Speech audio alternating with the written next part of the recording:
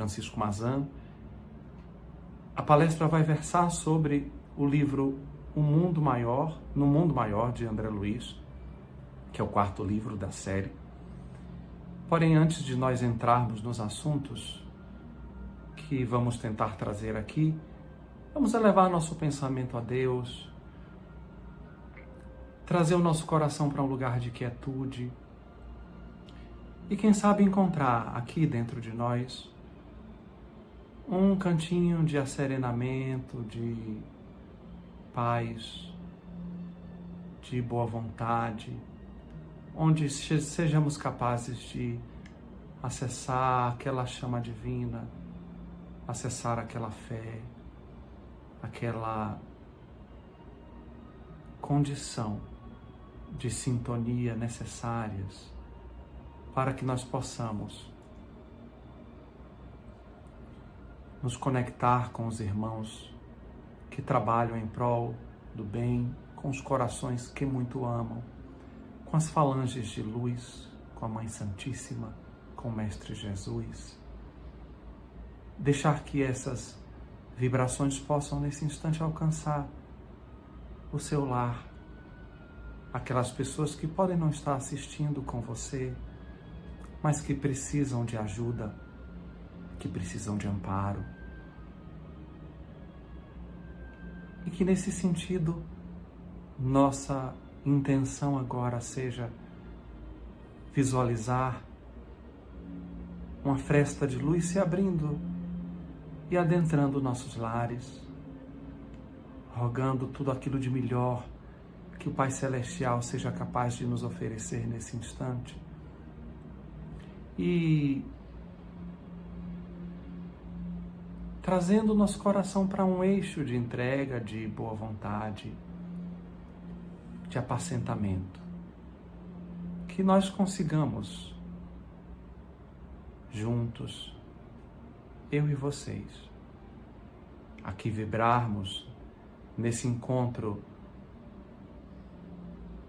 de terapia espiritual, de reflexão evangélica, sobre assuntos tão fascinantes como estes que André Luiz nos traz. Tentação. Mas livrai-nos do mal. Que assim seja. Caríssimos irmãos, irmãs, a fala da noite vai ser sobre o poder do amor.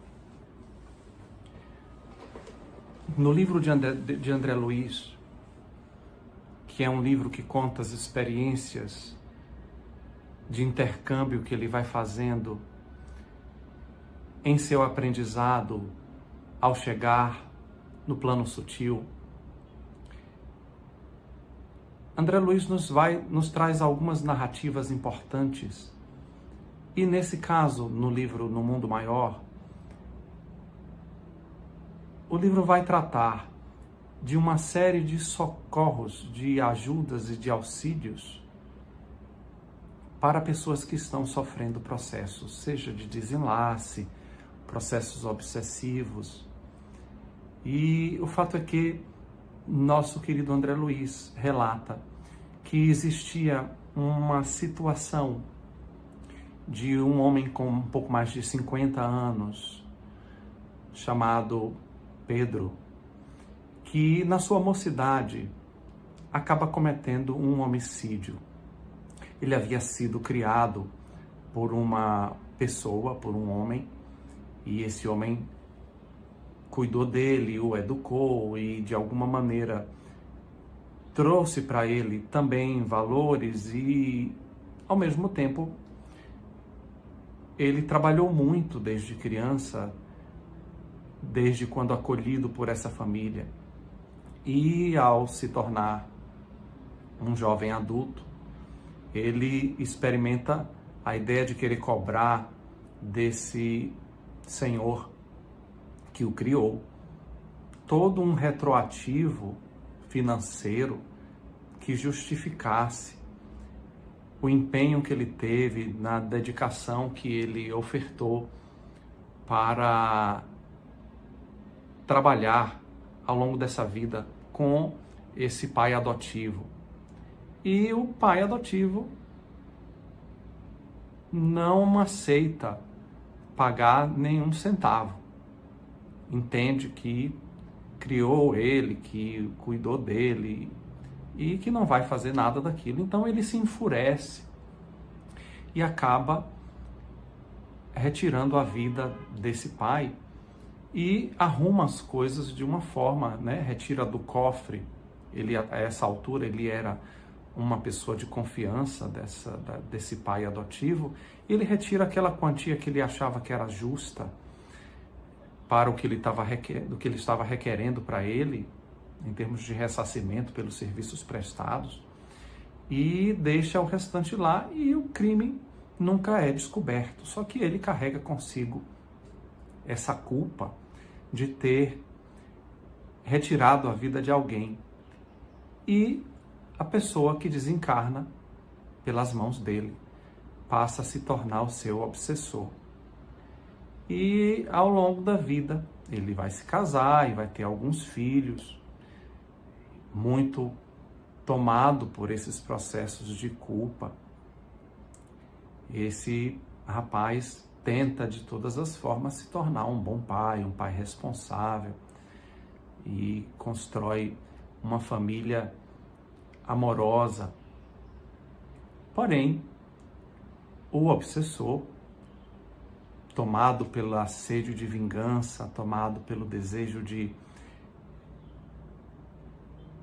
se valer da possibilidade de fazer justiça com as próprias mãos, vai assediando ele, depauperando. E quando André Luiz chega a essa casa, havia sido assinalada essa tarefa para ele, junto com o instrutor Calderaro, eles dois encontram o encarnado e o desencarnado completamente conectados por elementos fluídicos, por fios fluídicos, tanto no campo do coração quanto no campo da mente, como se houvesse uma completa simbiose. E, na verdade, era um padecimento mútuo. Um era escravizado energeticamente, emocionalmente, espiritualmente pelo outro, né?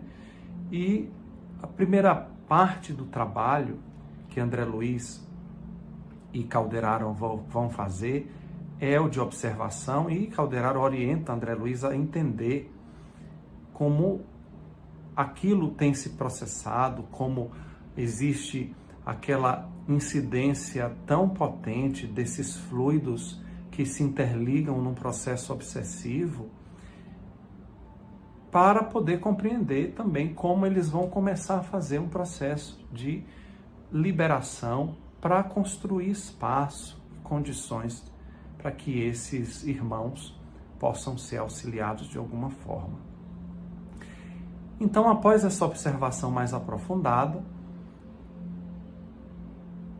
eles começam a colaborar com a infusão de fluidos salutares, e antes, naturalmente, eles vão retirando um pouco dos fluidos mais densos. Não tem como fazer isso de uma hora para outra, é uma coisa paulatina, isso vai sendo feito aos poucos e vai sendo infundido um pouco de magnetismo espiritual saudável, para que, num determinado momento, possa chegar um espírito que eles chamam de Irmã Cipriana, que eles descrevem essa Irmã Cipriana como alguém que havia constituído um patrimônio de amor muito profundo. E ela é aquele espírito que, quando chega, ela não é registrada pelo espírito obsessor, nem tampouco pelo obsediado. Ela é registrada por André Luiz e registrada por Calderaro, naturalmente, mas ela vem já de uma tessitura bem mais sutilizada e trazendo consigo um olhar profundamente amoroso, acolhedor. E ela se aproxima muito humilde desse grupo, para fazer a parte dela, que é de alguma maneira, através da potência do amor, encontrar um lugar de sensibilização para essas duas pessoas, esses dois seres que estavam tão interconectados por um passado tão sombrio e difícil.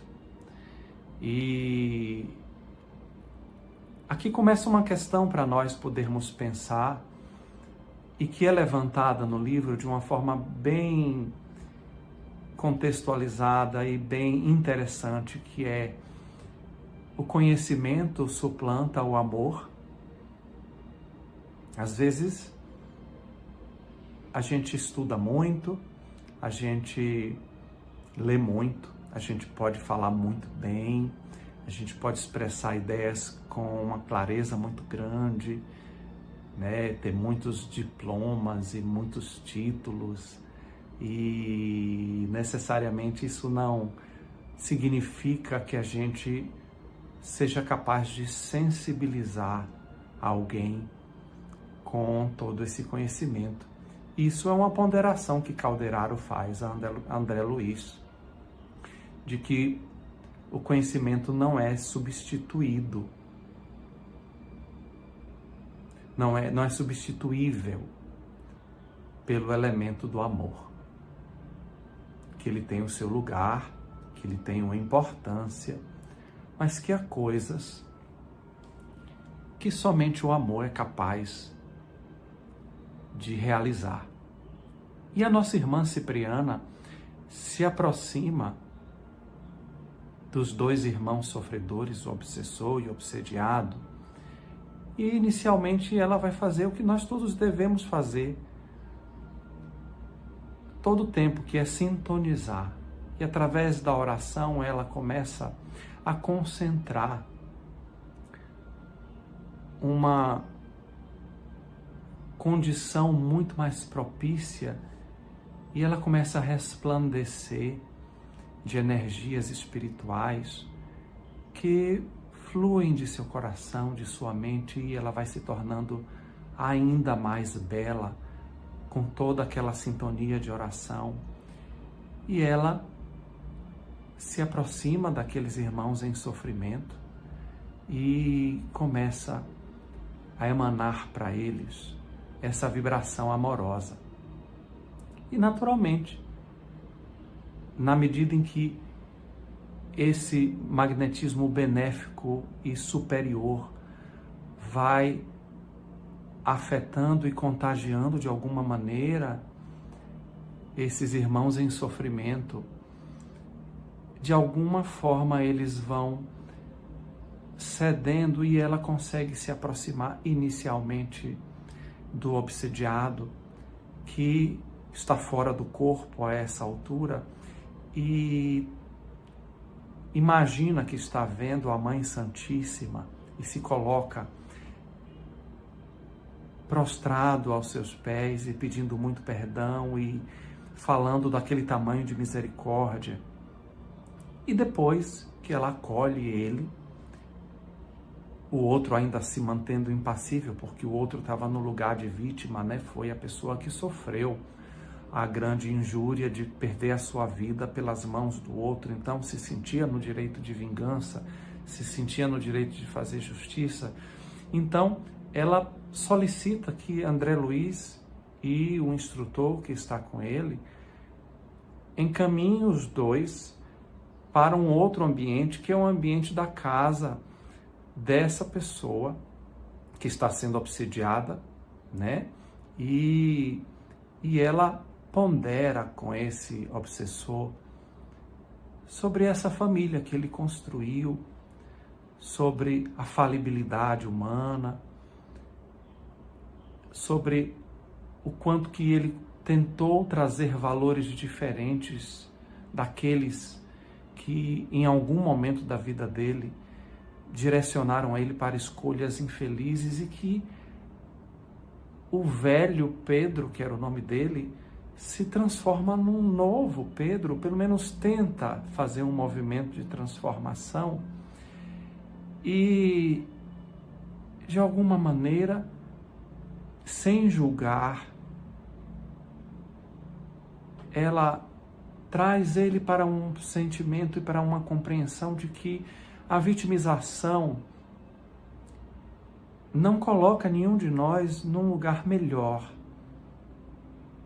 não nos engrandece, não faz com que a gente construa qualquer espécie de crescimento, muito ao contrário.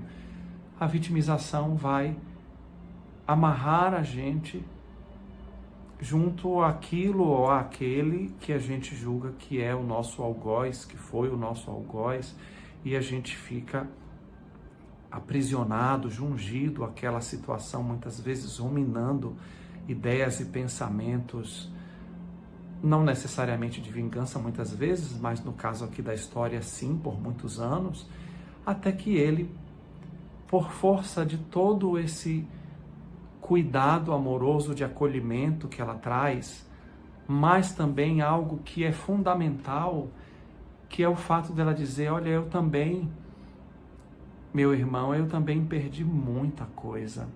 Eu também já fui mãe, eu também perdi a minha saúde, perdi os meus bens, fui abandonada pelo meu esposo, e a cada momento em que eu vivenciava mais solidão e mais dor, eu entendia que a minha fé ia se solidificando de alguma forma, porque aquilo construía para mim de algum propósito de engrandecimento espiritual, e eu entendo que tudo aquilo que eu vivenciei possivelmente deve ter tido uma razão, porque ninguém vivencia nenhuma dor, nenhuma injustiça, nenhum processo, nenhum desengano de maneira injusta, de maneira aleatória. A lei divina não erra, sempre vai estar trazendo todos nós para uma tentativa de realinhamento, inicialmente com nossa própria consciência e com os próprios parâmetros da lei divina, que é de amor, que é de justiça, que é de caridade, mas também que é de progresso, mas também que atende aos ditames da causa e do efeito, da reencarnação, da evolução. E ela se mostra para ele como alguém que não está ali julgando ele, que entende que aquilo carrega uma grande dor,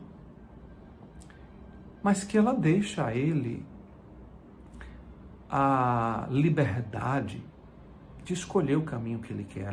Inclusive ela diz, você não é obrigado a ser nosso amigo, mas olhe para a sua vida e faça escolhas que possam aproximar você da felicidade que você é merecedor. Deixe que o amor maior possa se aproximar de você. E essa história, ela é muito comovedora e muito real para todos nós, porque é uma história em que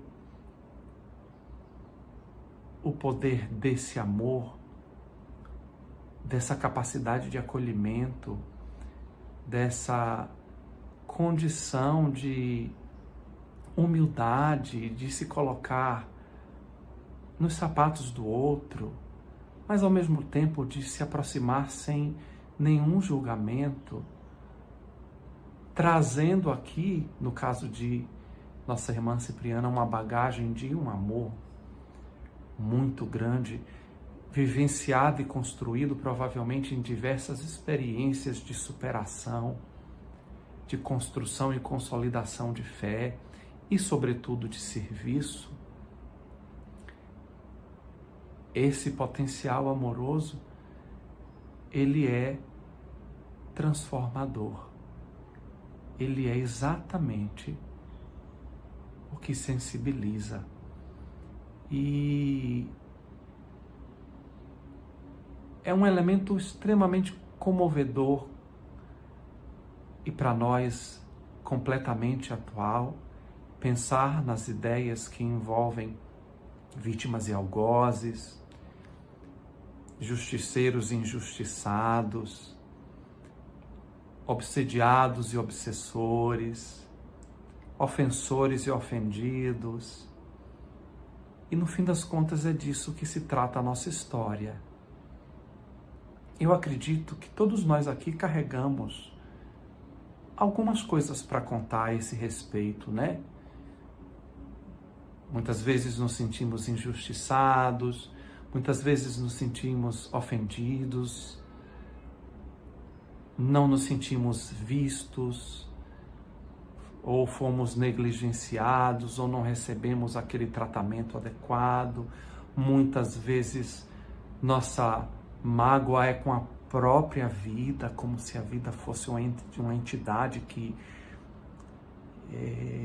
estivesse atuando contra nós, ou mesmo dentro do âmbito doméstico, com as pessoas desafiantes, com os desafetos, com todas aquelas situações que são extremamente, às vezes, difíceis de lidar e que vão gerando em nós um acúmulo, e alguns de nós vão se tornando muito introspectivos e fechados, outros de nós vão se tornando muito belicosos, explosivos, ou a gente acaba adotando movimentos de esquiva e queremos nos afastar, nos distanciar, sair daquilo. Somos livres, é verdade, para fazermos as nossas escolhas, né? Fazermos aquelas escolhas que estão de acordo com a nossa condição naquele momento de poder lidar com determinadas situações, mas nós sabemos também que todas as escolhas têm suas consequências. E aqui, quando a gente traz esse tema, algumas coisas precisam ir ficando muito claras. A primeira delas é que não basta o tanto de conhecimento que você tem ou imagina que tem sobre a doutrina espírita, sobre as verdades que você abraça, sobre as ciências que você aprendeu, até mesmo sobre a vida em si. Esse conhecimento, sem que ele se converta em sabedoria pela experiência viva, ele acaba sendo uma coisa inócua, uma coisa que acaba concorrendo para que a gente se torne, infelizmente, arrogante, para que a gente se torne refratário a ser capaz de escutar de alguém alguma coisa que a gente acha que vai fazer sentido, que possa ser aproveitado, e a gente acaba, sem perceber, se colocando de maneira superior às pessoas. E isso é muito danoso, porque quando eu acho que eu sou melhor que você, quando eu acho que eu sei sempre mais que você, quando eu acredito que você não tem nada para me ensinar, eu começo a cessar de aprender. Eu perco aquela qualidade humilde do espírito de aprendiz que precisa existir quando a gente realmente se imagina numa jornada espiritual de crescimento. Imagino que você, que está usando o seu tempo aqui agora para ouvir essa palestra, seja alguém que dedique uma parte do seu tempo a esse crescimento espiritual. E faz sentido que a gente se pergunte, eu e você, né? Eu me acho melhor que os outros? Eu acho que as coisas que as outras pessoas dizem não são proveitosas em algum sentido? Ou que normalmente eu tenho mais razão do que as outras pessoas? E que eu sempre sei o que é melhor e as outras pessoas não? Ou que eu amo mais do que os outros, que a qualidade do meu sentimento, da minha ética, da minha moral, da minha condição espiritual é superior à dos outros? Isso tudo coloca a gente num lugar que nos distancia claramente dessa caminhada evolutiva. E, sendo assim, fica claro que humildade com conhecimento, conhecimento com experiência, e experiência que se converte em sabedoria, tem muito mais condições de promover a existência de frutos realmente proveitosos, não só para a nossa vida individual, mas para as pessoas que estão no nosso entorno, para a nossa forma de lidar com as coisas, mas ainda assim, isso não é suficiente, porque nossa tarefa é aprender a amar.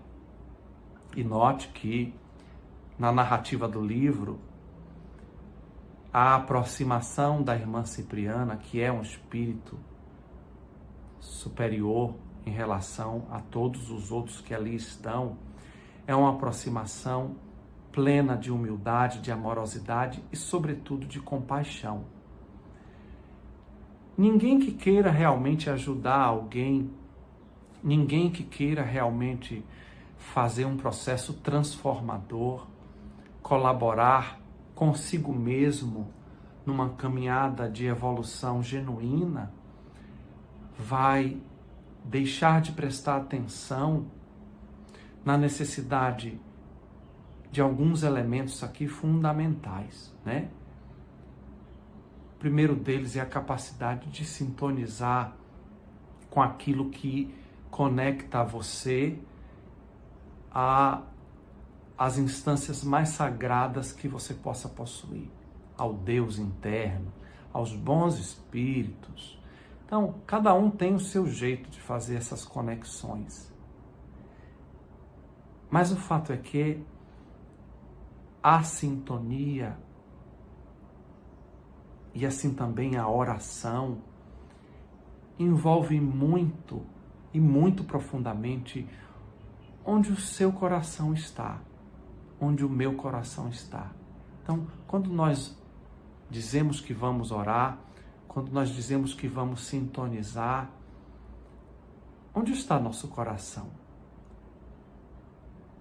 Está na solicitação de que aquele mal-estar passe, de que aquele problema cesse, de que aquela pessoa seja afastada da nossa vida, de que as coisas aconteçam do jeito que a gente queria, de que a gente encontre as saídas mais rápidas e mais fáceis porque a gente não quer sofrer?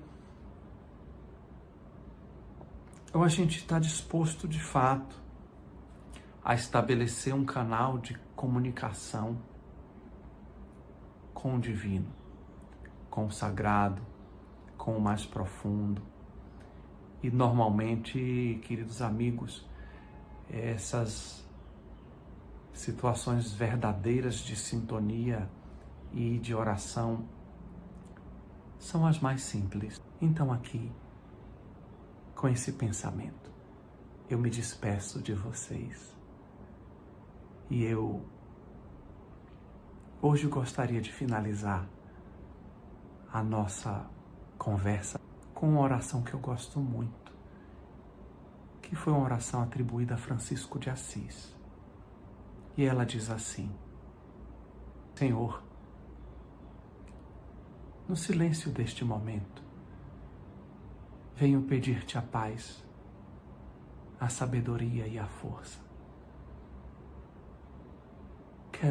Quero olhar o mundo com os olhos cheios de amor, ser paciente, compreensivo, manso e prudente, ver além das aparências, teus filhos, meus irmãos, e assim não ver senão somente o bem em cada um, como vós mesmos vedes.